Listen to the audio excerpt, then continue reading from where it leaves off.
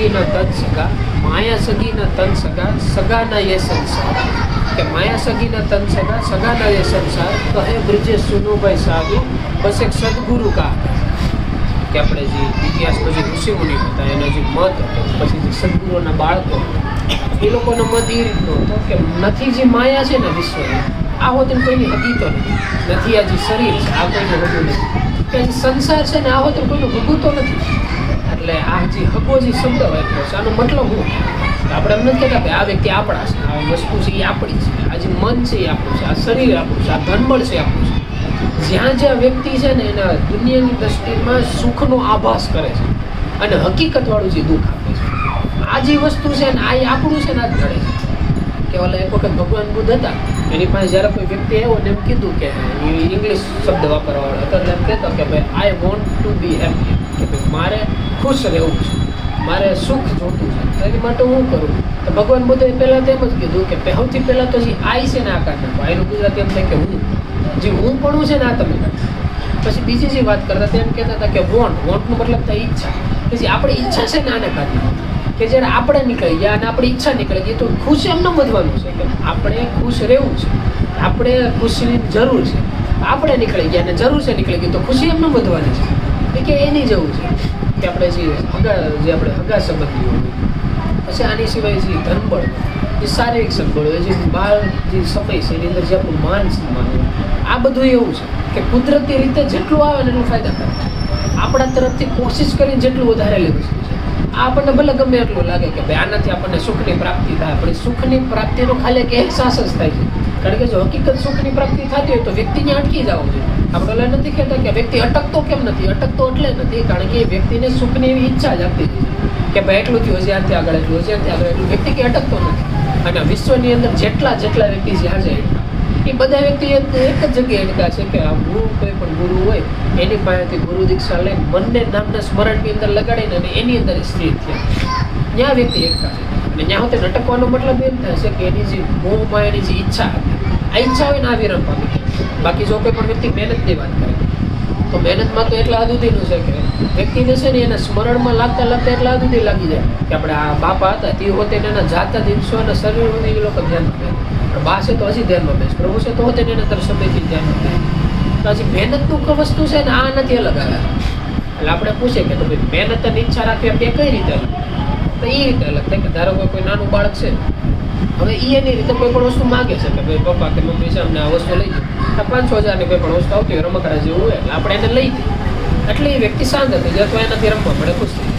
હવે એમાં બાળક છે તો એનું કર્મ કરવાનું છે. એવી રીતે બહારના જેટલા વ્યક્તિ છે, બહારનું જે ધનબળ છે એ એનું કર્મ કરવાનું.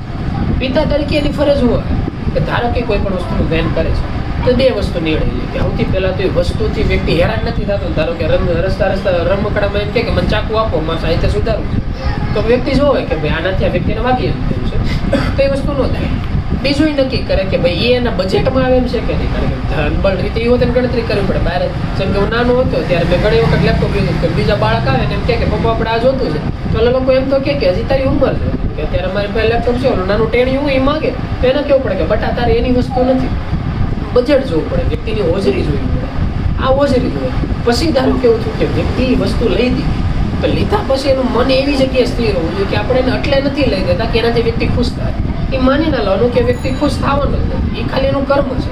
આપણી સાથે આપણે ખાલી એક ફરજ જ નિભાવી છે કે વહેલા મોડા મૃત્યુલોકમાં જ્યારે આપણે આવીએ ત્યારે આપણા માતા પિતા સેફ ટુ સેફ ફરજ નિભાવે. જ્યારે કોઈ પણ વ્યક્તિ એ રસ્તા ઉપર હાલે કે ગમે ત્યારે આપણે કોઈ પણ કર્મ કરીએ ત્યારે કર્મ એટલે નહીં કરવાનું કે આપણે એનું ફળ જોતું છે, કર્મ ખાલી એટલે જ કરવાનું કે આપણે એક ફરજમાં આવે છે કે આમ કરવું પડે એટલે કરીએ. જેવી રીતે અત્યારના હાલના સમયનું જો ઉદાહરણ લઈએ તો આપણા ભાઈને એ લોકો કોઈ પણ ધંધા માટે ગમે ત્યાં બહાર ગયા હોય એટલે કોઈ પણ વ્યક્તિ વાતચીત કરતા હોય પૂછે, ગ્રુપના હોય, હગા સંબંધ હોય, એમને પૂછતા હોય એટલે એમાં ક્યારે કોઈ અંદર ના હોય, જે નજીકના વ્યક્તિ હોય કે જે એની ઉપર લાંબી ચર્ચા કરતા એમાંથી એક વ્યક્તિ એવા હતા કે એટલે લાંબી ચર્ચા કરતા એમને વાત કરી, ઘરના હતા, દિલ ખોલીને એમને વાત કરતા કે સારું કહેવાય જો કોઈ પણ વ્યક્તિ ધંધામાં ગયા હોય એના તરફથી લોકો સક્સેસ થઈને સારા રિપોર્ટ લઈને આવે, જે સારું કહેવાય. કોઈ પણ વ્યક્તિ ખબર કાઢવા જાય તો આપણને ખબર જ હોય વ્યક્તિ આ કારણથી બીમાર પડ્યા છે, આ કારણે ખોટ થઈ ગયા, તો તેને ખબર કાઢવા આપણે જ પૂછીએ કે ભાઈને શું થયું, કઈ દવાખાને ગયા હતા, કઈ રીતનું, તો ખબર કાઢવાની સિસ્ટમ છે. એવી રીતે ઓલા લોકો વાત કરતા હતા.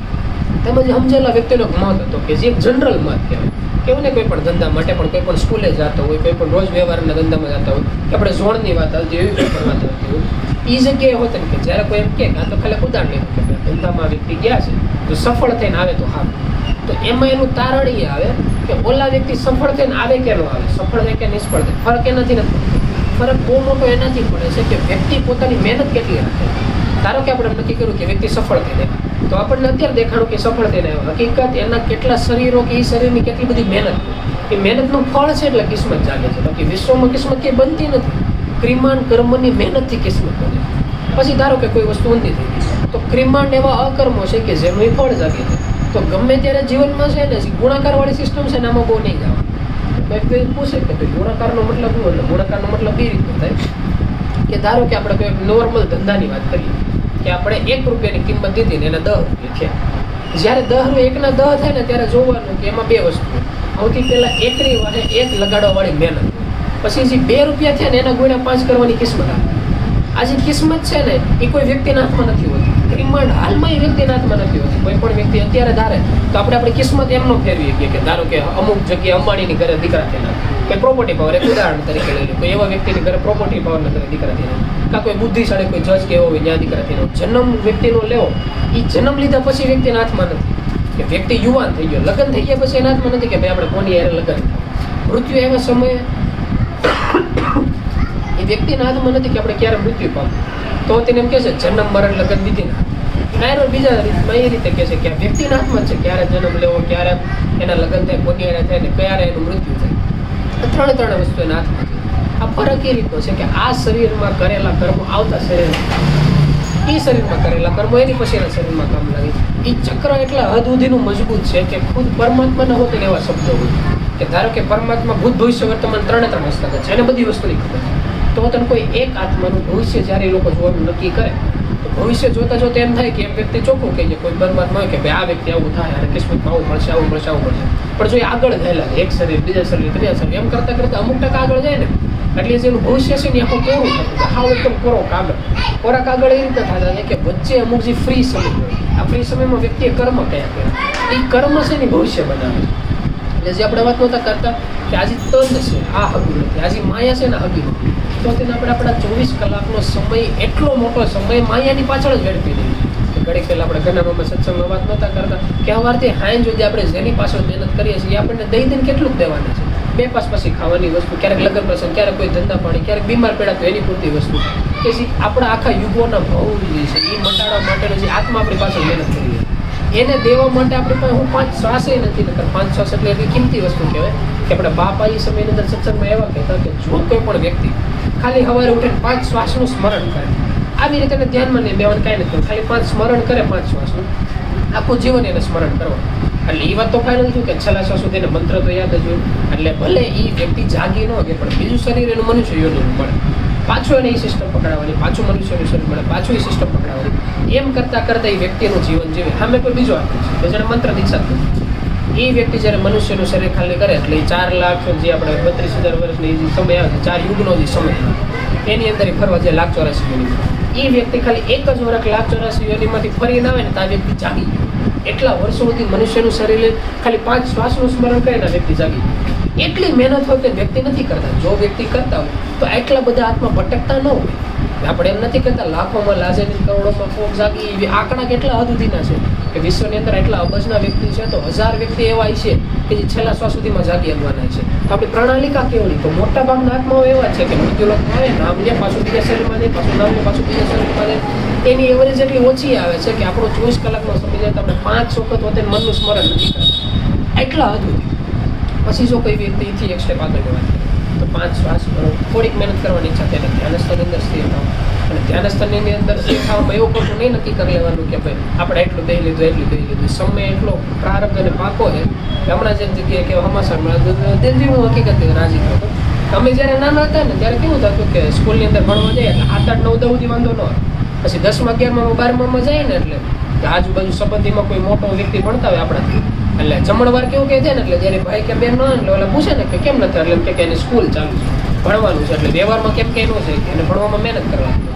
એટલે વ્યક્તિ મહેનત કરે પછી અમે હોતે એની રીતે એટલે ક્યારેક એકાદ 2 વખત અમે હોતે ન છે કે એટલે ત્યાં ઓલા મમ્મી પપ્પા કરે સમય છે મોટા છે ભાઈ એક પેઢી આવતી આમાં ઘણી વખત એવું સાંભળવા મળતું કે ભાઈ આ વ્યક્તિને બોર્ડ હાલે છે કે 11 બાર હાલે છે એટલે એ નથી આવી ગયા. હમણાં એવું થયું કે એક વ્યક્તિ એવા હતા કે જેના વ્યવહારમાં જે સત્તા નતા એ નહોતા ગયા, એટલે જેના પપ્પા હતા ને દીકરાને પૂછ્યું કે કેમ બટા નથી, તો છોકરાને કીધું કે પપ્પા અત્યારે 3 કલાકની એવરેજ હાલે છે, તમે કહેતા હો તો આવી જાઉં, એક જ દિવસની ખાલી બ્રેક પડે. તેના પપ્પા એમ કીધું નહીં બટા તોય રહેવા. એના માનમાં હકીકત 11 બારનું બોર્ડ હતું ને એની કરતા 3 કલાકની એવરેજ કેમ દીધી. નકર એવા બહુ ઓછા વ્યક્તિ હોય કે સંતાનની વાત સમજીને એના પિતાની વાત સમજી શકે. પણ આ એક વસ્તુ પહેલી વખત મેં કે કેમ એટલે આપણે રાજી થયા. જે આ વાત છે ને આ એક સમજવા જેવી છે કે આખું 24 કલાક આપણે મહેનત કરીએ છીએ, આપણે તો નથી કરી શકતા, આપણી પાસે એટલો સમય નથી, પણ ઘરમાં કોઈ એકાદ એવા સદસ્ય છે, કા વૃદ્ધ છે, કા બાળક છે, કા ટુકડા ટુકડા છે, કે કોઈ નારી છે, અડધી કલાક બે 5 મિનિટ બે 10 મિનિટ બે એક પ્રકારનું વાતાવરણ ઊભું કરીએ. જેમ કે નાનું પેલું ઢીંગલું હોય તો તેને સવારમાં ઉઠતા 2 મિનિટ એની નજર સામે હોતે અમે બેહી, એને ભલે કાંઈ ખબર નથી પડતી, જેને હરખું પપ્પા બોલતે નથી આવડતું તો તેને સવારમાં ઉઠતા પરોઠી વાળીને 1 મિનિટ તો એ બેહી, એને મંત્ર હું કહેવાય એ ખબર જ નથી. પણ એક પ્રેક્ટિસ, એક અભ્યાસ એક એવી વસ્તુ છે કે જે નવી પેઢી છે. જોવા જઈએ ને તો અમારા જે મમ્મી પપ્પા હતા જે છે એ લોકો જેટલી મહેનત કરી કે જેમ કે અમારી ઉંમરમાં એ લોકો સવારમાં 4 વાગે ઉઠીને હીરામાં નહીં મળ્યા, સાંજે મોડે સુધી કામ કરતા. એના સમયમાં એની સરખામણીમાં અમારે આવું નહીં બરોબર. તો જે વહેલી પેઢી હશે ને એને કોઈ પ્રોબ્લેમ જ નથી. તો જે જૂની પેઢીની અંદર હોય કેટલા એવા વ્યક્તિઓ છે કે જેને નામ જ નથી અથવા મહેનત નથી, એટલી ભીણ હશે તે વ્યક્તિ મહેનત નથી કરી. એમાં અમારી પેઢી જોવા જઈએ એમાં બહુ એટલે ઓછા વ્યક્તિઓ નીકળે કે જે હકીકત 3 કલાક બેવાની એવરેજ પકડવા કોશિશ કરે. મતલબ સમય છે, વ્યક્તિ પાસે સંપત્તિ છે, સુવિધા છે, બધું છે, ગરમી થાય તો એસીની સુવિધા છે. પહેલાના સમયની અંદર બાપાને એ લોકો એમ કહેતા કે નીતરતા શરીર આખું તપી જાય ને તો એ લોકો એ સમયની અંદર જીવન મિક્સર કે એવું કંઈક હોય ને કે આટલી શક્તિ હોય ત્યારે એનો ઉપયોગ કરે. એટલી સુવિધા હોવા છતાં કરવાવાળા મહેનત કરી. તો જે નવી પેઢી આવે છે એને શીખવાડવું પડશે કે સવારમાં ઉઠતા બ્રશ કરવું કેમ ફરજિયાત છે, સવારમાં ઉઠતા ખાવું કેમ ફરજિયાત છે, એવી રીતે 5 મિનિટ હળવી કસરત કરવી, 5 મિનિટ ધ્યાનમાં બહુ એક ફરજિયાત. જ્યારે એ શિખામણ યારે આપણે જીવનમાં આવી ત્યારે આ વખતે શિખામણ ખાલી એટલે જ દેવાની છે કે વહેલા મોટા મૃત્યુલોકમાં જ્યારે આપણે પાછું આવવાનું છું ત્યારે કોઈક વ્યક્તિ આપણને શિખામણ આવે. જો મૃત્યુલોકમાં એક એવા આત્મા જ નથી કે જે શિખામણ દેવા માટે સક્ષમ છે, તો આપણી અંદર જે અંતરાત્મા બેઠા છે ને આ એવા સક્ષમ છે કે ક્યારે વિચાર કર્યો કે મૃત્યુલોકમાં જ્યારે પરમાત્મા પરબ્રહ્મ આવે છે ત્યારે એને કોણ શીખવાડે છે. આ માની લે કે પરમાત્મા પરબ્રહ્મ છે, ભગવાન છે, એને બધી ખબર પડતી હોય, મંત્ર દીક્ષા લે, એક જ સેકન્ડની અંદર એને એકતાર લાગી જાય. નહીં તો ગુરુ મહારાજ મહેલા પછી ગુરુ મહારાજ મહેલા પહેલા એ કઈ રીતે જિંદગી જીવે છે, એની સુરક્ષા કોણ કરે છે? એની સુરક્ષા જે નામ છે ને એટલા હદ સુધી કરે છે કે જેટલા શરીરમાં એ લોકો જ્યારે ત્યારે ક્યારે એમ જોવા જાય ને તેને પોતા માટે કોઈ કંઈ કર્યું નથી. કે રામ રાજ્ય હતું ત્યારે રામ ભગવાન એવું કે સાંભળવા નથી મળતું કે પોતા માટે કંઈ કર્યું, કે કૃષ્ણ ભગવાન હતા ત્યારે પોતા માટે કર્યો સાંભળવા નથી મળતું. ખાલી બીજા વ્યક્તિઓને સુખ સુવિધાના આરામ એક જ વસ્તુ કરે છે. એટલા હદ સુધી મૃત્યુ લોકોનો એહસાની એક આત્મા ઉપર રહી ગયા કે એહસાનના આધારે એમનામ જ પરમાત્મા થઈ ગયા. બાકી એની શક્તિ સમૃદ્ધિ સાંધર્ય તો બહુ સાઈડની વસ્તુ છે. તો આપણે એટલું બધું નથી કરવું, ખાલી એટલું તો કરીએ કે જે એક વ્યક્તિ છે કોઈ પણ જીવનને થાય તો એને શીખામણ દે, એને દઈ કે ન દે. નકર આને વાત એક સમયે મારા મિત્ર એ રહેવો હતો ને દોસ્તારો તો એ રીતે વાત કરતો હતો, એના ઘરે મમ્મી પપ્પાને થોડી ઘણી માથાકૂટ હાલતી છે. એટલે એણે કીધું કે ભાઈ આપણી સંતાન પાછળની પેઢી થાય ને એટલે આપણે તરફથી માથાકૂટ નથી કરીને એને સાચી સલાહ આપી છે. ત્યારે મેં એને એવી સવાલ કર્યો તારે તેને સાચી સલાહ દેવી છે, તો તારા મમ્મી પપ્પા હોતે ને તને સાચી સલાહ દે છે, પણ તારા મમ્મી પપ્પાને એમ લાગે કે આ સલાહ સાચી કહેવાય એટલે તને દે છે. એ રીતે તું તારી પેઢી પ્રમાણે કહી, જ્યારે તું જુવાન થઈ તું વૃદ્ધ હતા ત્યારે તને એમ લાગશે આ સાચું કહ્યું, તારા સંતાનની બરોબર ન લાગે. તો સાચું કહ્યું ખોટું કહ્યું કેમ ખબર પડે કે આ એ વાત તો સાચી. મેં કીધું એટલે જ કહું છું કે સાચું કહ્યું ખોટું કહ્યું ને કોઈ વ્યક્તિ નક્કી ન કરી, એની અંદર બેઠેલા અંતરાત્મા નક્કી કરી. આ અંતરાત્માની ભાષા સમજતા શીખો, જે નામ છે ને આ લેતા શીખો. પછી જો કે આપણને ખબર હતી કે બેના કિસ્મતમાં એટલું બધું લાંબુ ન હોય એટલે એ વ્યક્તિ નામ ન લે, પણ આપણા તરફથી એક મેમ એટલે એની જવું છે. આ તો એક એવા વ્યક્તિ હતા પણ આપણે તો એવું નથી, આપણે પહેલાં નામ છે, સ્મરણ છે, યાદ શક્તિ છે. અત્યારે બેઠા બેઠા સ્મરણ કરીએ છીએ તો એ કરીએ. જો આપણું મન સ્મરણમાં લાગી ગયું તો આપણે ઘડીક પહેલાં ઘરના મમ્મા વાત નહોતા કરતા કે તો સત્સંગમાં શબ્દની જરૂર નથી, જે સારા વિચારો છે ને સારા વિચારની જરૂર જ નથી. જો મન સ્મરણમાં લાગેલું છે તો મન સ્મરણમાં નથી લાગેલું ને એટલે પૂનમ છે, એટલે બીજ છે, એટલે યુટ્યુબના વિડીયો છે કે જ્યારે મન ન લાગે. ઘણા વ્યક્તિ એવું કહેતા કે અમે ધ્યાનમાં બેસીએ છીએ ને અમારે આખું બંધ નથી થયું, અમે 5 મિનિટ આખું ખોલી નાખીએ હલીએ છીએ, 10 મિનિટ સુધી નથી. તો પહેલાં પ્રભુએ એવું નક્કી કર્યું હતું, મેં ડિક્લેર કર્યું કે ફોટો રાખો, ફોટો સામે રાખી ધ્યાનમાં કર્યું. ઘણા એમ ટ્રાય કરતા. અત્યારના સમયની અંદર યુટ્યુબના વિડીયો કાનમાં ઇયરફોન નાખીને યુટ્યુબના વિડીયો સાંભળતા સ્મરણ કરતા હતા. એ રીતે ધ્યાનમાં બેહો, ગમે એ રીતે બેહો. કોઈ વ્યક્તિ એમ પૂછે કે આમ હાલે, ઘણા વ્યક્તિ એમ કે ટેકો દઈને આમ હાલે, હુતા હાલે, આખું ખુલ્લી કરીને હાલે. એ બધું કેની જેવું છે કે ધારો કે કોઈ પણ વ્યક્તિ સ્કૂલમાં ગયો છે તો સ્કૂલે ગયા વગર હું વ્યક્તિને કક્કા બારાકડિયા ભણીએ કે એને આવડીએ કે તો વાત સાચી છે, આવડીએ કે પણ ઓલા પણ જઈને જેવું આવડે એટલું ન આવડે.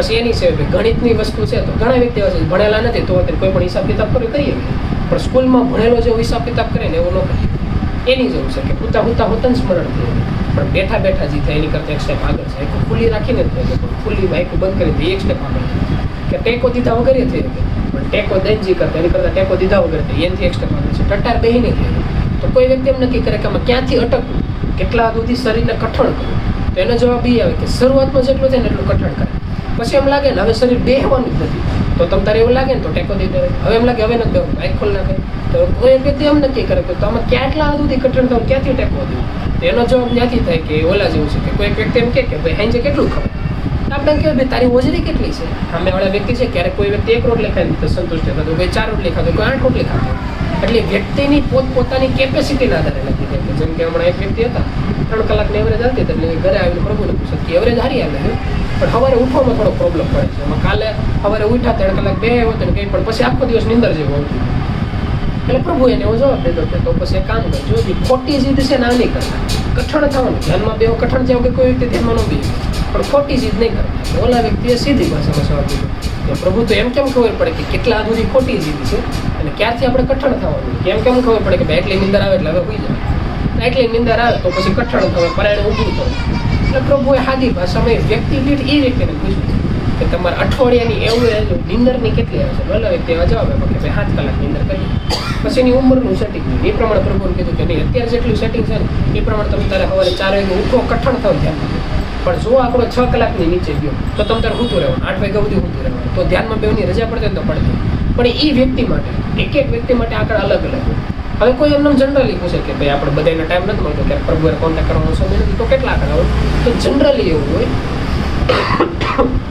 કે નાની ઉંમરના બાળકો કે જે સ્કૂલનો સમય એની માટે 8 કલાકની અંદર જો જ્યાં લગન મળતો ને ત્યાં લગનની બરોબર કરી કારણ કે સ્કૂલે હોતા 4-5 કલાક જવાનું અને 3 કલાક તો દૂર નહીં અત્યારે બહુ ઓછા વ્યક્તિ પાસે નામ છે પણ તો હોત ધારો કે નામ મહેનત કરતો હોય એ 3 કલાક તો તેને એડજસ્ટ કરીએ તો કોઈ વ્યક્તિ એવા છે કે જે ધંધા કરે છે કે એને સવારથી 7 થી 8 કલાકનો સમયને ધંધામાં નાખવો પડે છે કે વ્યવહારમાં નાખવો પડે એવા વ્યક્તિ માટે 7 કલાકની અંદર એટલે બરોબર 6 કલાક સુધી ક્યારેક થઈ એટલે આ લોકો અઠવાડિયાની એવરેજ પૂછે કે અઠવાડિયાની 7 કલાકની અંદર થતું ને તાલગન વ્યક્તિને કઠણ થવું એને પરાયણે સવારે કહું જોઈએ કે આજે થોડોક ટાઈમ લેવો જોઈએ અને સમયનું સેટ થતું હોય એ કરવું હવે ધારો કે કોઈ વ્યક્તિ વૃદ્ધ થવું પડે છે તો એની માટે 6 કલાકની અંદર કોઈ વ્યક્તિ એવો છે કે ધીમે ધીમે શરીર હોતે ને કામકાજ ઓછું થતું જાય છે ને ભૂખને ઓછું થતું જાય કે એને વ્યવહાર મૂકી દીધો છે ધંધો મૂકી તો એની માટે 4-5 કલાક બરોબર એ કારણ એટલે છે કારણ કે વ્યક્તિ પછી આખા 24 કલાકમાં અડધી કલાકનો બ્રેક લે મૂકીને એના તરફથી ધારે તો 3 કલાક કરીએ પછી તો એવું છે કે વ્યક્તિ ઘણી વખત એવું થાય છે કે આપણે એમ કહીએ કે આ વ્યક્તિ ઈચ્છા રાખે પણ બેહી નથી થતો એવું શું કામ થાય છે એવું એટલે થાય છે કારણ કે જ્યારે પરમાત્માને જુવાનીમાં સમય આપ્યો હતો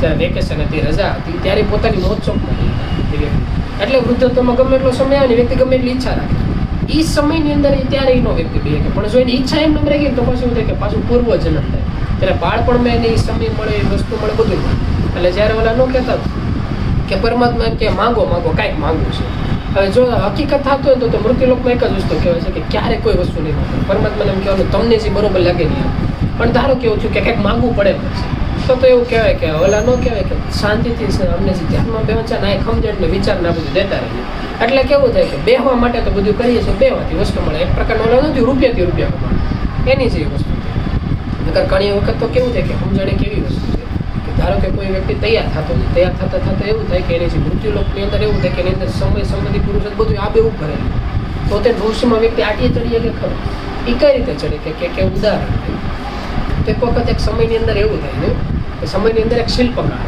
કે જેનું કામ હોય પથ્થરમાંથી મૂર્તિ બનાવવાની એટલે પોતાની રીતે ટાંકડીને હથોડા લે ને એને આખું જીવન જ્યાંથી સમજો શીખો ત્યારથી એની રીતે મૂર્તિ બનાવતો હતો શિલ્પકાર તરીકે પોતાની રીતે મૂર્તિ બનાવે પછી બરોબર લાગી એ સમયની જે દુકાન હોય ત્યાં દુકાને જઈને મૂર્તિ હોય છે અલગ અલગ ભગવાનની મૂર્તિ હોય ક્યારેક કોઈ પશુ પક્ષીની મૂર્તિ હોય ક્યારેક નાની મૂર્તિ મોટી મૂર્તિ હોય જે રીતને બરોબર લાગે એ રીતની મૂર્તિ બનાવતા અને એની રીતે એનું જે વેચાણ થતું જે ઘરનું ભરણ પોષણ ના વ્યવસ્થિત થતું એમાં એની ઘરે સંતાનનો જન્મ થાય દીકરાનો જન્મ થાય એટલે ધીમે ધીમે મોટો થાય ને જે દુનિયાદારની રીતે સમજતો ચાલુ થાય ને ત્યારથી એના પપ્પા જે મૂર્તિમાં ટાંકણા ટાંકતા હોય ને જોઈને એની મૂર્તિમાં ટાંકણા એટલે હરખી હજી બોલી નોખતા તો છીની નથોડો ને એમને પાણામાં ટાંકણા ટાંકે ક્યારેક એને પપ્પા એમ કે બટાતર વાગી જાય એટલે લાકડાની અથોડી જેવું આપે લાકડાની છીની જેવું આપે અને માટીનું એવું બને કે તારી રીતે જેટલું થાય એટલું થોડી ઘણી તમ તારે મહેનત કરી ભલે રેમ સીધો એમ કરતાં કરતાં વ્યક્તિ મોટો થાય ને બાળપણથી અંદર એક જ વસ્તુ ઉપર ફોકસ કરે એટલે જે આવડત હોય કળા હોય એટલી ખીલી બે.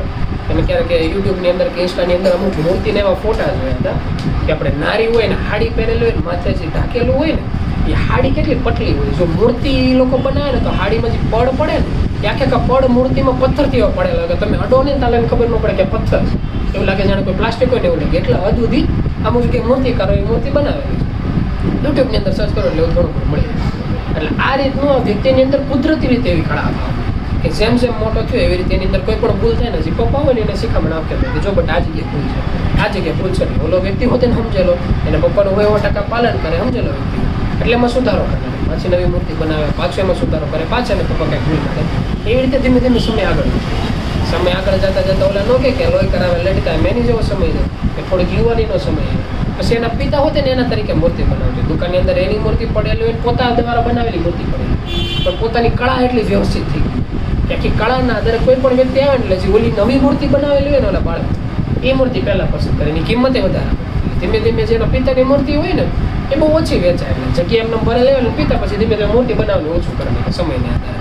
કારણ કે જોવાનું બંધ થઈ જાય, હાથ ધ્રુજારી મારવા મળે એટલે મૂર્તિ ન બને. પછી એના જે સંતાન એ ગમે મૂર્તિ બનાવે એટલે પિતા હોય ને ભૂલ કાઢે કે જો બટ આ જગ્યાએ હાથમાં વાંધો છે, આ જગ્યાએ માથામાં વાંધો છે, આ જગ્યાએ આંખમાં વાંધો છે ન કે ભૂલ કાઢેલી. ધીમે ધીમે આ વ્યક્તિ એના મગજમાં ખૂંચવાનું ચાલુ થાય કે પહેલાં તો ઠીક આપણને આવડતું ને એ લોકો સલાહ સૂચન દે તો આપણે શીખતા પછી ધીમે ધીમે એવું થયું એને આવડતું એટલું તો આપણને આવડવા મળ્યું. હવે ધીમે ધીમે એવું થાય છે કે એને આવડતું ને એમ કરતાં આપણને સારું આવડે એની કરતાં આપણે સારી મૂર્તિ આવે છે બહાર માર્કેટમાં લઈને જાય તો એની મૂર્તિ અમુક કંઈ જોતું આપણી મૂર્તિ માણસો મોંઘી કિંમતે વેચી દે છે કે ઘર પર હોતે ને આપણી મહેનતથી સારું થયું છે. પછી હવે એવું લાગે છે કે ખોટું આપણને ટક કર્યા તો હોતે ને એક વખત છે, બે વખત છે, પછી 3-4 વખત પપ્પા કે બટ આ વખતામાં ભૂલ લાગે એટલે આનાથી રહેવાય નહીં એટલે એને કહે કે હું શીલા દીધા રાખું હવે મને આવડે છે, મને ખબર પડે કેમ ધંધો કરે, મને મૂર્તિ બનાવતા આવડે, વેચતા આવડે, બધું તમારે કાંઈ કરવાનું જરૂર નથી, બધું રહેવા જોઈએ, ખોટી સલાહ દેતા. પપ્પા હોય ને કે વાંધો નહીં તને એમ લાગતું તારે તાવડી જોઈએ એટલે આપણે કંઈ જરૂર નથી. પછી એની રીતે જે એના પપ્પા હોય પ્રભુ ભોજનમાં લાગી એ સમયની અંદર જે ગુરુ મહારાજ હોય ને મંત્ર દીક્ષા લીધેલી એટલે નક્કી કરે કે બાળક એને રીતે રસ્તા થઈ ગયું છે એટલે હવે આપણે એને છૂટો મૂકવાનો સમય આવી ગયો. એટલે પોતે પોતાની રીતે સવારથી હાલ સુધી એક જ કર્મ પ્રભુ ભજન કરવાનું, ખાવું પીવાનું, આરામ કરવાનું, બીજું કાંઈ નહીં, ધંધો વ્યવહાર બધે છોકરા મૂકી દીધું. એમાં ધીમે ધીમે થાય એવું કે 1 દિવસ 2 દિવસ મહિના 6 મહિના એવી રીતે બરાબર 2 વર્ષ જેવો ધીમે ધીમે સમય આવે ને એટલે જો વ્યક્તિનો જે ધંધો હોય ને ધીમે ધીમે અટકવો પડે છે, ગ્રોથ થતો ને અટકવો પડે, પછી પાછું પડવાની ચાલુ થાય. એટલે જેની મૂર્તિનું હોય વેચવાની વેચવાનું એવું ઓછું થવા પડે, બહારના જે વ્યક્તિને ગમવાનું ઓછું થવા પડે. એટલે ધીમે ધીમે 1 2 વર્ષ 3 વર્ષ જેવો સમય જાય ને એટલે માથું ખંજોળતો ઘરે બેઠા પપ્પાને પૂછે કે બેટા હું થયું છે કન્ફ્યુઝન બધું લાગે એ કે મેં એવું થયું ખબરથી હાઈજ વહી ગઈ ને મોડી નથી. ઓલા કે કેમ કાંઈ પ્રોબ્લેમ છે બાર કે રાજ્યમાં પ્રોબ્લેમ છે, વ્યક્તિમાં કંઈ પ્રોબ્લેમ છે કે એમાં એવું છે પહેલાં જે હું કારીગરી કરતો ને એ જ કારીગરી અત્યારે કરતો. મને પહેલાંની મૂર્તિમાં અત્યારની મૂર્તિમાં કોઈ ફરક જ નથી.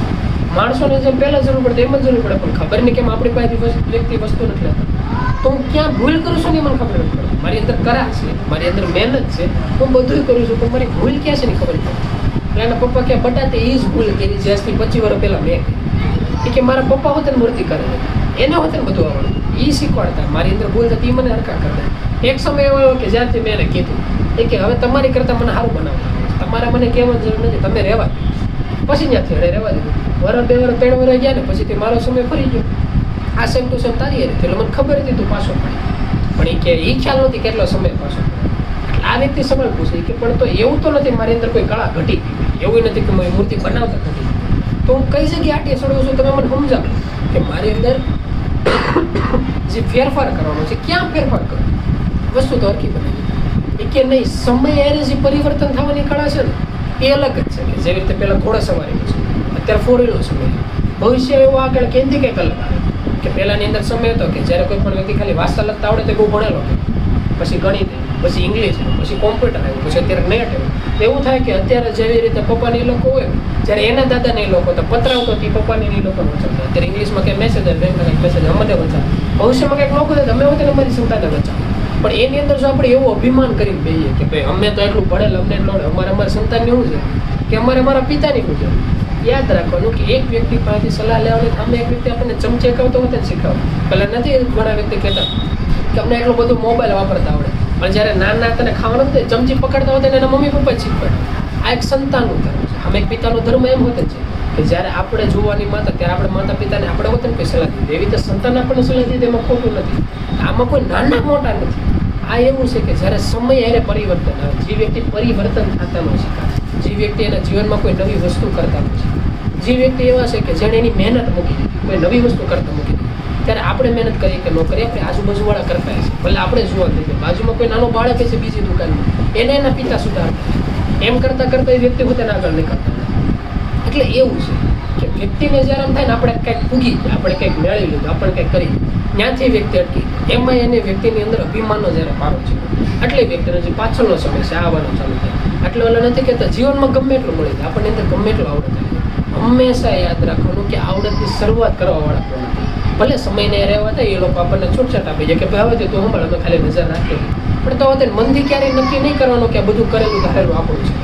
જીવનમાં જ નીકળેલું પ્રભુ તો વાત કરતા એટલા સુધી કહેતા નવામાં હોતે વાત કરતા કે આપણે શ્વાસ લઈને આપણા શરીરની અંદર એટલી શક્તિ નથી કે આપણે શ્વાસ છોડીએ, શ્વાસ લેવાની શક્તિ નથી. આજે ચામડાની જીભ છે ને, જીભની અંદર બોલવાની શક્તિ નથી. અંતરાત્મા વગર વ્યક્તિ કાંઈ નથી કરી શકતો. અને એનું પ્રૂફ જોતું હોય તો જ્યારે કોઈ પણ વ્યક્તિ મરી જાય, આપણે આટલો પલકારો ફેરવવા માટે કેટલી પાવર જોઈએ, આટલી હોતી શક્તિ મૃત દેહની અંદર નથી હોતી. તો હજી ચામડાનું શરીર છે, એનું કર્મ કરી રહ્યું છે, ક્યારે એવો પાવર નહીં રાખવાનો આપણા થકી રહ્યો છે. તો આપણે કયું કર્મ કરવાનું એ ઓલા જેવું છે. પહેલાં નથી કહેતા કે ભાઈ સામેવાળો વ્યક્તિ અભિમાન કરે, આપણે એમ કંઈક જો આ વ્યક્તિ અભિમાન કરે છે તેમ એવું નથી ખાલી એ વ્યક્તિની ભૂલ છે, કહેવાવાળાની હોતે ભૂલ એ રીતની છે કે જો એ વ્યક્તિનું મન સ્મરણમાં નથી તો એ વ્યક્તિ પોતે હોતે ને ભૂલ કરે છે. અભિમાનની વ્યાખ્યા એટલા અદભુત અમુક શાસ્ત્રોની અંદર લખેલી છે કે એવું નથી હોતું કે કોઈ પણ વ્યક્તિ તનનું અભિમાન કરે, ધનનું કરે, બુદ્ધિનું કરે, જ્ઞાનનું કરે. ઘણા વ્યક્તિ એવા હોય વિવેક ન હોતે ને અભિમાન કરે ભાઈ અમે એટલા વિવેકી છે. ઘણા વ્યક્તિ એમ કે મહેનતનું અભિમાન કરે ભાઈ અમે એટલા મહેનતું છે. અભિમાન કોઈ પણ રીતનું એ વ્યક્તિને નડે છે. અને અભિમાનનું જે મૂળ કારણ છે એનું જે બીજક છે, આ બીજક એવું છે કે જે કોઈ કર્મ છે ને એ પોતાનું છે ને ધારેલું છે. જે રીતે ધનબળ છે, મારું ધનબળ છે એવું ધારે એટલે ધનનો અભિમાન થાય. શરીર આપણું છે એવું ધારે એટલે ધનનો અભિમાન થાય. જ્ઞાન આપણું છે ધારે એટલે ધનનો અભિમાન થાય. પછી આપણે જે બુદ્ધિ છે એનો અભિમાન થાય, જ્ઞાનનો અભિમાન થાય. વિવેક હોતે છે, વિવેક આપણો છે એમ નક્કી કરે એટલે વિવેકનો હોતે અભિમાન થાય. જ્યારે એમ નક્કી કરે કે તો આપણે તો કે હતા આ શરીર હતું, એ વતન ગુરુ મહારાજનું હતું, બુદ્ધિ બળ હતી, તનબળ હતું, આ બધું હતું. આપણે ક્યાં આવ્યા કે ખાલી જે નામનું સ્મરણ હતું ને એ વતન શરૂઆતમાં આપણે કોશિશ કરવી પડે એટલે જ. બાકી એક સમય પછી સ્મરણ એવી વસ્તુ છે કુદરતી રીતે થાય. હૃદયને ધબકારા ઉપર આવે. જો કે આપણે ત્યાં સુધી પૂરા અત્યાર સુધી ભૂગ્યા નથી, પણ જેથી ભૂગ્યા લોકો વાત કરતા હોય એવું કંઈક થતું છે કે કુદરતી રીતે મંત્રનું સ્મરણ આવે છે, એવી સિસ્ટમ આવે છે. જેથી તેથી ત્યાં પૂગે તેથી હરિની બલિહારી. અને કોઈ વ્યક્તિ એવો સવાલ પૂછે કે જે રીતે અમે હોતા ને અમારેથી સવાલ પૂછતા ત્યારે નાના હતા કે કેટલી કલાક હતા, કેટલા સમય. એટલે પહેલાના આધારે એ લોકો એમ કહે છે કે જેવી રીતે નાના ઓલા ન પૂછે કે ભાઈ અમારે રમકડું જોતું છે એટલે અમે નાના હતા ને પપ્પા એમ કહેતા કે જા કી દુકાન થાય, તમે રાજી થઈ ત્યારે વયા પોતે જ જતા. એમ એની જેવું છે. કોઈ વ્યક્તિ ન કે ભાઈ અમારે પરમાત્મા જોતા છે, પરમાત્મા જોતા છો એટલે પૂછે ને ઓલા કે 12,960 કલાક ધ્યાનમાં બેહો, નામનું સ્મરણ કરો એટલે તમને પરમાત્મા મળી જાય. જે રીતે ઓલા નાના છોકરાનો નોખો હલાતા હોય એવી રીતે જ આપણે હલાતા હોય ને એવું લાગે. પણ જેવું છે એવું કહી દીધો છોકરાને ખોટું લાગી જાય. કોઈ વ્યક્તિને એમ કે તમે ધ્યાનમાં બેહો એટલે તમને પરમાત્મા મળે. એટલે વિચાર કરો, શરીર તો આપણી પાસે છે, આપણી પાસે મન નથી, આપણી પાસે સ્મરણ નથી, તો કઈ રીતે સ્મરણ કરીને પરમાત્મા તત્વની એ રીતે પ્રાપ્તિ થાય. તો બીજો સવાલ એ આવે તો સ્મરણ હું કામ કરું, તો ધ્યાનમાં હું કામ કરું. સ્મરણ અને ધ્યાન એટલે કરવાનું છે કારણ કે જ્યારે આપણે મંત્ર દીક્ષા લીધી ત્યારે મંત્ર દીક્ષા લીધી વખતે ગુરુ મહારાજને એવા શબ્દો હતા કે થાય એટલું સ્મરણ કરજો, થાય એટલા ધ્યાનમાં બેસજો. એ જે વ્યક્તિને હુકમ હતા ને એને જ બ્રહ્મ જ્ઞાન માની લેવાનું. ઘડી પહેલાં એના વાતો હતા કે આપણે ગુરુ મહારાજને ગમીએ કે આપણે ગુરુ મહારાજને એ રીતે ગમીએ કે એના મુખમાંથી નીકળેલા શબ્દોનું પાલન કરવું. ગુરુ બ્રહ્મ વાક્ય છે એનું પાલન કરવું. એ પાલન જ આપણને જેલા નથી કહેતા સાધક બનાવે છે. જે સાધકનો જે પહેલી પરિભાષા છે ને ત્યાં છે. જો કોઈ પણ વ્યક્તિ સાધક બનવામાં નિષ્ફળ હોય, જો સાધક બનવાની પરીક્ષામાં જ વ્યક્તિ નિષ્ફળ હોય તો ક્યારેય વ્યક્તિ કે આત્મા છે ને સિદ્ધ નથી થઈ. એટલે એ એક શીખા છે. જ્યારે જીવનમાં એમ થાય કે ભાઈ આપણે જીવનની અંદર આ કોઈ અભિમાનનો વસ્તુ આવ્યો, આવો કોઈ પણ સમય હોય ત્યારે જીવનની અંદર એ ધ્યાન રાખવાનું કે આપણે કોના થકી છે એ વસ્તુ ધ્યાન રાખવાનું. અને બીજું એ ધ્યાન રાખવાનું કે કોની માટે છે. જ્યારે ધીમે ધીમે આપણને વસ્તુનો ખ્યાલ આવે ત્યારે જીવનમાં ક્યારે અભિમાન થાય, ત્યારે મસ્ત જીવન એવું શાંતિ થાય. પછી કોઈ પણ વ્યક્તિ એવી વાત કરતા હોય નામનું સ્મરણ એટલે કરવાનું હોય, ધ્યાનનું સ્મરણ એટલે કરવાનું કે એનાથી પરમાત્મા તત્વની પ્રાપ્તિ થાય. શરીર જ્યારે લેવું હોય ત્યારે લેવું. એ તો બહુ ગૌણ વસ્તુ છે કારણ કે આ વસ્તુ એવી હતી કે પહેલાંના સમયની અંદર કોઈ પણ વ્યક્તિને વાત કરતા ને કે તમને ભગવાન મળી જાય તો વ્યક્તિ રાજી થાય. એ ફળ મેળવવા માટે વ્યક્તિ મહેનત કરે. પણ આ નવી પેઢી એવી છે ને એવી છે અને એમ કે ને નામ લેવાથી પરમાત્મા મળે તો એમ કે ભગવાનને શું કરવા. સીધી વસ્તુ છે. પહેલાંના સમયની અંદર હતું ને કદાચ વ્યક્તિની અંદર મનને એવા સવાલ થતા પણ મોટો કોઈ કહી ન દેતા. અત્યારે હાલતા કહી કે ભાઈ પરમાત્મા લઈને શું ફાયદો છે. ત્યારે વ્યક્તિની વાતની સમજણ દેવી પડે. કે ઇતિહાસની અંદર એવું એક સમય એવો હતો કે જ્યારે નામની અંદર એટલી શક્તિ હતી કે કોઈ પણ વ્યક્તિ મંત્રનું સ્મરણ કરે ને એટલે ઓલા નહોતા કહેતા કે અલાદીન પિક્ચર જોયું તેમ ઓલે જીની જવું છે, જેટલું રગડે ને એની અંદર એક જીન જેવો પ્રગટ થાય અને વ્યક્તિ પ્રગટ થઈને એમ કે બોલો તમારું જોતું, ઓલા લોકો સીધા એમ કહીએ કે અમારે જોતું છે. તથા શું કહી આ સમય એ ત્યારે હતો ને એવો જ અત્યારે હતો. નામની અંદર એટલી શક્તિ છે કે મૃત્યુ લોકની કોઈ પણ વસ્તુ જોતી હોય ને એની માટે રમત વાત છે.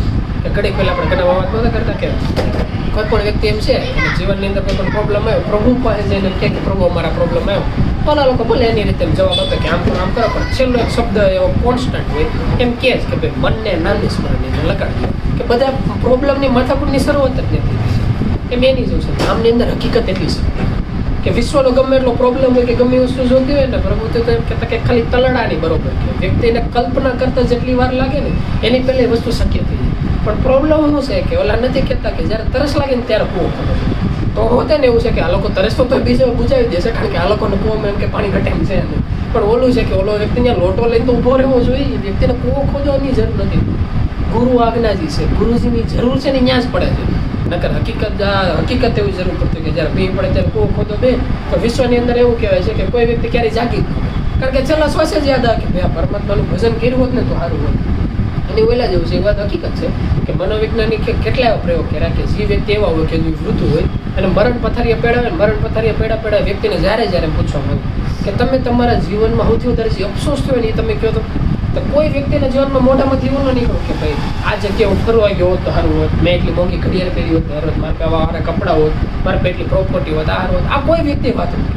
બધા વ્યક્તિઓ કોઈ વાત કહી કે ભાઈ આ વ્યક્તિ આપણા જીવનનો વધારો હોય, છોકરા આખી રીતે બોલાવતા હોય, કાંઈક ને કાંઈક એવી વસ્તુ કે જે લૌકિક હોય વ્યક્તિ એની સિવાય એવું કે આ જગ્યાએ શાંતિ મેળવી હોય તો સારું હોય. એમાં કેટલા વ્યક્તિઓ નીકળ્યા કે બે શ્વાસ પ્રભુના લીધા હોય તો સારું હોય કે છેલ્લે એને એવું ખબર પડી આટલી મહેનત કરીને હોતે જે લૌકિક જે દ્રષ્ટિયા છે, જે માયા છે, જે શરીર છે, આ કોઈ દી કોઈનું થયું નથી, થવાનું નથી. માયા કોઈ દી કોઈની નથી, નથી માતા પિતા, નથી સંતાન, નથી પત્ની, નથી મિત્ર, નથી કોઈ હકા સંબંધ. આ ખાલી એક આપણે ટ્રેનની અંદર જતા ને બાજુમાં બેઠેલો પેસેન્જર કેવો છે એની જેવું છે. ટ્રેનમાં બેઠા વાતચીત કરી કે આપણું સારું ખાવાનું લઈને આવે, ક્યારેક કી લેવાનું, એકબીજાને એટલું પાણી પીવાનું કર્યું, પૈસા પાણી કરવા ગયા તેમ કીધું ભાઈ અમારા સામાનનું ધ્યાન રાખજો, અમે તમારા સામાનનું ધ્યાન રાખ્યું. એટલી જ વસ્તુ છે. એક વખત ટ્રેન ઉપરથી ઉતરા એટલે કોણ તમે ને કોણ, એક વખત આ શરીર છોડ્યું એટલે મૃત્યુ લોકમાં જેટલા વ્યક્તિને આપણે ઓળખીએ છીએ એને આપણે કાંઈ લેવા દેવા નથી. જ્યારે આ વાત આપણને ખ્યાલ આવશે ત્યારે ખ્યાલ આવશે કે કયા વ્યક્તિ આપણે ભેગા હતા. એ જ ભેગા હતા કે જ્યારે આપણે ટ્રેનની અંદર બેઠા હતા ને આપણે સામાનનો ઠેલો લઈ ગયા, ઉતરે ત્યારે ઠેલો ભેગો લઈને આવ્યા. એમ જ્યારે શરીર લઈને આવ્યા ત્યારે આપણે કર્મના પોટલા ભેગા લઈને આવ્યા. જ્યારે શરીર છોડશો ને ત્યારે કર્મના પોટલા ભેગા લઈને જવું કે જે શરીર છે ને એની ભેગું કર્મનું પોટલું છે આ હરખા કરીએ. જે આપણા કર્મ છે આ વ્યવસ્થિત કરીએ. હારા કર્મ કેને કહેવાય? હારામાં કર્મ છે કે મન નામની સ્મરણની અંદર લાગી ગયું. આ સ્મરણની અંદર લાગી ગયું પછી કૃષ્ણના સમયની અંદર અર્જુને કેટલાને ઢાળી દીધો, કેટલા વ્યક્તિનો અંત કરી નાખ્યો. તો તેની ઇતિહાસના પામે અમરતી ગયું નથી. જે કર્મ અર્જુને કર્યું એ જ કર્મ છે એ કર્ણે કર્યું છે. વ્યક્તિ પોતપોતાનું યુદ્ધ જ કરતા નથી. તો તેને એ શરીરની અંદર એના કોઈ વખાણ નથી. આ બીજા શરીરની અંદર એના જેટલા છેલ્લા શ્વાસે થયેલા સંકલ્પ હતા એના આધારે એનું કર્મ ઘણા હરખા થયા હોય, પણ એનું જે જવાબ હોય કૃષ્ણના કર્ણના બેને છે. એમ એની જેવું છે કે જ્યારે આપણને એમ કંઈક કરવું છે ત્યારે મનને સ્મરણની અંદર લગાડી નાખવું.